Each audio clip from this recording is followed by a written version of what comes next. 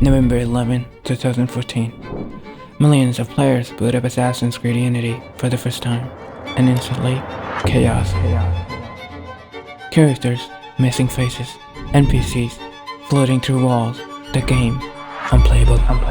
This wasn't just a glitchy launch, it was a total disaster. But how did it happen? How did a franchise known for polished open world create one of the most infamous failure in gaming history? Today, we're uncovering the tragic story behind Assassin's Creed Unity, because behind the glitches and backlash is a story of crushing deadlines, copyright pressure, and a game that was never meant to release in this state. Ubisoft had a vision. Assassin's Creed Unity was meant to be the future of the franchise, a 1:1 scale Paris unlike anything seen before.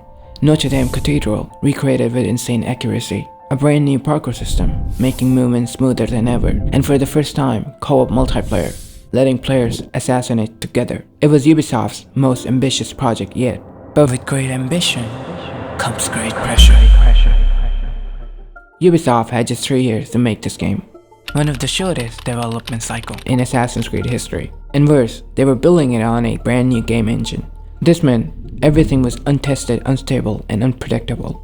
The developers knew they needed more time, but Ubisoft had other plans. They demanded a game launch in 2014, no matter what. Why? Because delaying it would mean missing the holiday sales rush. And so, despite the red flags, Unity was rushed forward. By mid-2014, Ubisoft knew they were in trouble. Developers were working 100 hours a week, desperately trying to fix the game. But the more they fixed, the more it broke.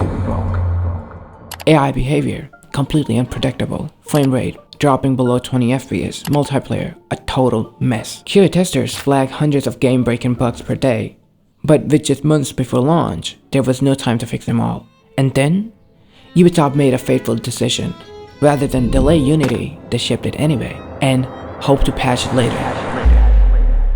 But while the game was struggling, one developer was working on something extraordinary. Meet Caroline Moose, a level artist at Ubisoft who spent 2 years recreating Notre Dame Cathedral inside Assassin's Creed Unity. She didn't just use blueprints, she studied historical texts, examined centuries-old paintings, and collaborated with architects and historians to make it as accurate as possible.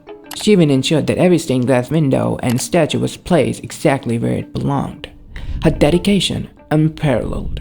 But when Unity launched, her masterpiece was overshadowed by the game's failure. Years later, in 2019, tragedy struck.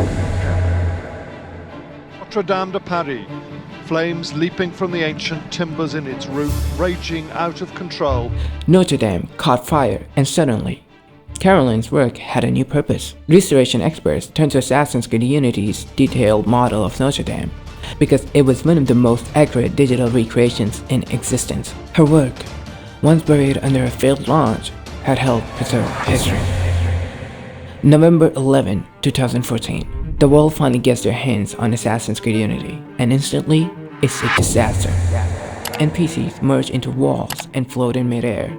Players weren't just disappointed, they were furious. Twitter exploded. YouTube flooded with glitch compilations. Reviewers ripped the game apart, calling it unplayable. Even worse, Ubisoft stock dropped nearly 10% overnight. What was meant to be the future of Assassin's Creed had become its biggest embarrassment.